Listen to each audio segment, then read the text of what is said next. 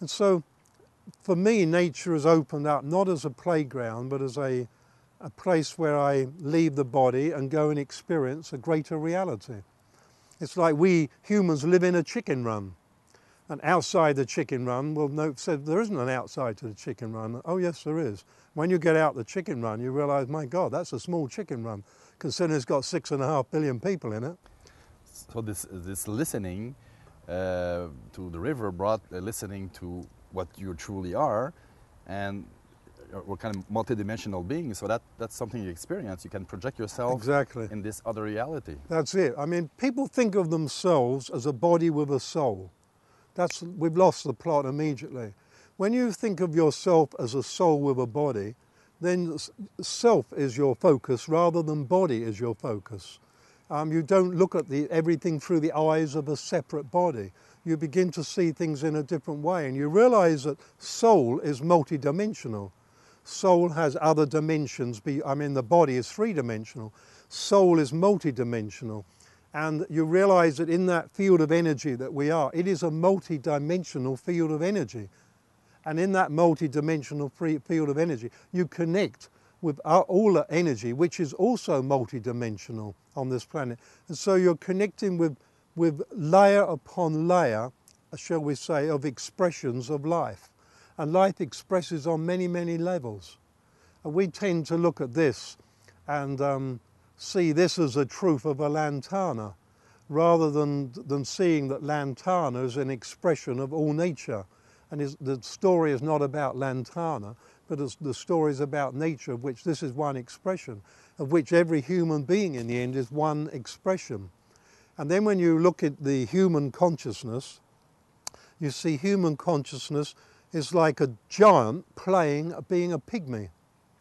The human consciousness is vast, the potential is incredible, but it's all held back.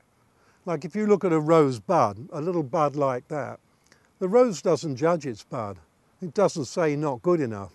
The bud reaches and opens up, and from the moment it opens up, the extrapolation from the bud to the open flower is huge.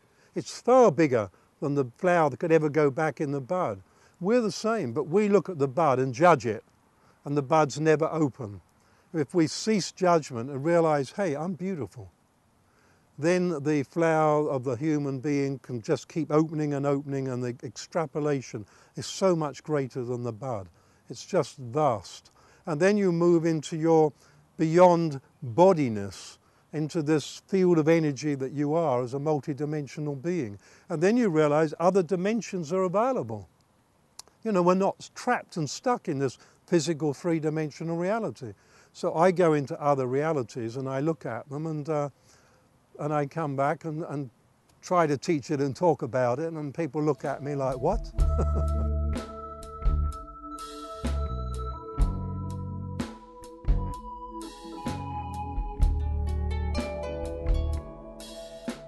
I've been into other frames of reality, let's just say for the sake of it, future frame of reality, where people are born, those who have become enlightened, are born in an enlightened state. By the time they're 6, they know everything about their body physically there is possible to know. And their emotions, everything is balanced. When they are taught, they're taught whole brain and conscious intelligence is all involved. It's like 1 or 2 hours a day for a complete set of lessons. And it's fascinating, completely different. And there you find people. There's no army, no war, no adversity, no keys, no traffic, nothing like that. People move around in a different way, very much a level of technology that is at one with all nature. But you find, I found trees that at night are illuminated.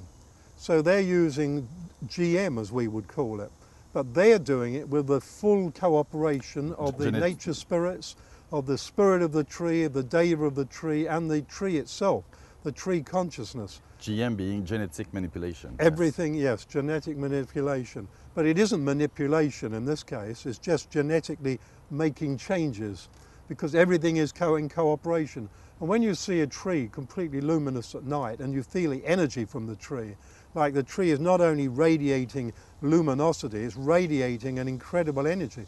the evolution of that tree is stepping up. And they help nature to evolve consciously.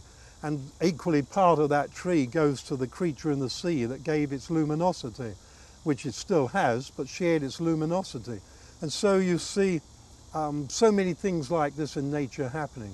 I've also been down a layer less than humanity is, where our worst is the best of that on that level. I didn't stay there long. That is terrible.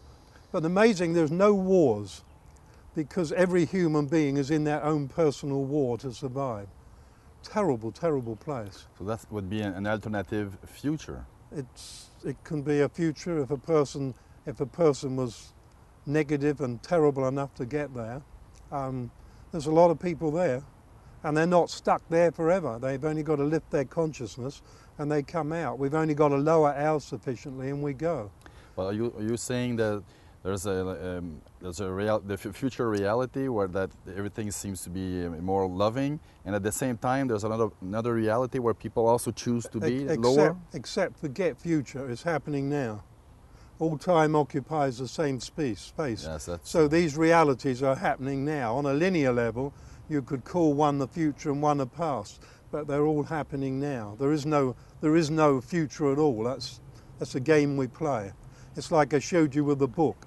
We're on one leaf of the book, but every leaf is in that book, occupying the same time in the same place. So linear, we go through page at a time, and we have linear time.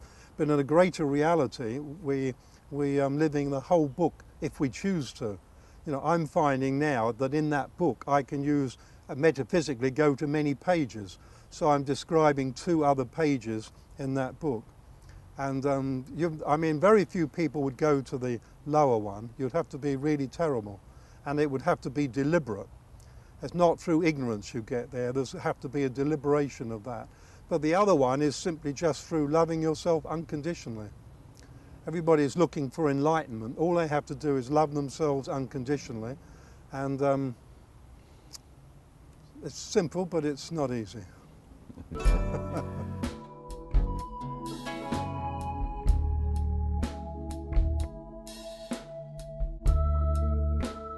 So I think this is about the end of the 5th cycle. We've been doing this a lot of time. And so that is the survival, must, fear, got to survive, got to do all the things, flight, fight, all that. But if you're loving yourself and respecting yourself and knowing and consciously connecting with, I'm a soul, and being conscious of that. In other words, trying to move out of the subconscious murk of everyday life into just being conscious 100 times a day. Stop, click your fingers. I'm a conscious being. I'm a being of love. I am a soul with a body. This is who I am. And reaffirming that, you're growing in consciousness just doing that. And then your consciousness, if there was an energetic change sweep through, then your consciousness will be in a place where you'll find that what happens for you is very different from the masses. Because I don't for a second think it's going to be the same for everybody. Because we're not the same. There's a possibility of being in the right place, the right time by consciously. But if you're in the right place at the right time, it's because consciously you're going with this. But there's a lot of people coming onto the planet, children coming onto the planet right now who are rather remarkable. You know, I'm not going into this, but many of them have proved they're immune to all disease. And as these new children come, they didn't come here to be wiped out. But if you're loving yourself, your DNA changes. This I know. Your DNA changes and your DNA becomes more complex. And your DNA is where love, like love and DNA are one. I could go into this for hours, but I don't have hours, I only have minutes. And so by loving yourself, you change the DNA. That changes the consciousness of your whole body. You're then not open to, shall we say, negative wipeout, because you're no longer in that negative bracket. Negative as not in bad and wrong, but negative as in lower energy, and I've got to survive, it's all about me, me, me, and that energy of I'm a body. And when you've got the energy of I'm a body, you want to survive, and you'll do anything to survive. And this is what we've done for eons of time.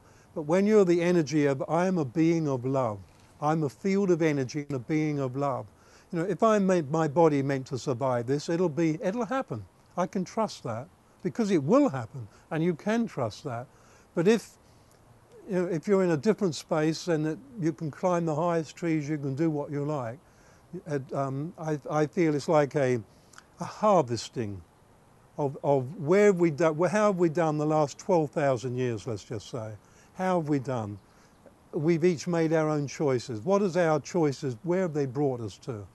And one of the big choices for a lot of people is, how much money can I make?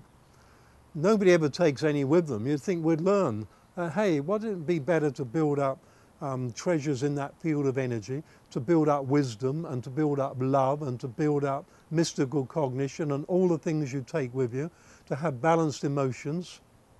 That's what will, so I think there's going to be many different scenarios and I suspect that people will fall into several categories, and they will be treated in the way that they've treated themselves. That's the main category. If you're treating yourself lovingly, life does. And if you're treating yourself as a critical person whom you dislike, then life will treat you in exactly that way. And in fact, it does. I don't see this will change it. That happens in everyday life.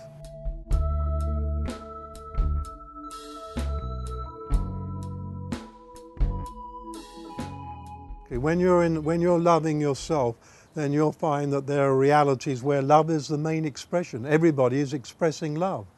And in fact, the growth there in consciousness is far greater than here, because it's like everybody's dragging along. It's almost like we're retarded.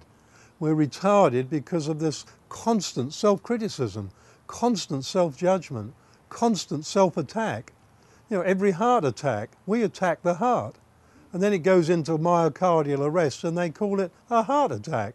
We did it first. It wasn't designed for that. What we don't realize is that everything, every moment we're creating and every thought is creating, and every thought goes through the emotional body, and every emotion and thought finally manifests in the physical body. We manifest our diseases. It's all about your relationship with yourself. If you love who you are, loving yourself, honoring yourself and honoring life, in any change in 2012, that same condition will happen. Life will treat you as you treat yourself, because you are life. You know, we look at human beings and say, that person, we're life. Often people say to me, what's the meaning of life? I say, you are. And then they look a bit, oh. And so do you give it meaning, or is it complete confusion? And that's exactly the way it works, your relationship with yourself. You know, give me 5 days and I can show you the whole picture. That's what I do in my intensives. You know, unconditional love, the place of miracles. That's what it's about. And this isn't something I think I know, it's just I know. And if that sounds arrogant, so be it. And as a spiritual teacher, if a teacher doesn't have in their consciousness their own growth and their own ability to keep changing and growing, then they can't convey and impart that consciousness of change and growth to the people. It's not about words, it's not about knowledge, it's not about information, it is about energy. It's about exchanging energy in that 5 days. And people who are open connect with the energy of growth, and they grow. I've had people come in 3 days, on the 3rd day, cancer has stopped in them. Their cancer has suddenly gone into remission. Why? Because so much happened on the inner level that it stopped. Because their whole relationship with themselves suddenly changed. That's a beautiful thing to see. That's one of what I call one of my side benefits, a perk. I like that. And it's a beautiful thing, and it's so easy. Well, it's not true, it's so simple. It's incredibly simple, but no, easy it ain't. But it is simple.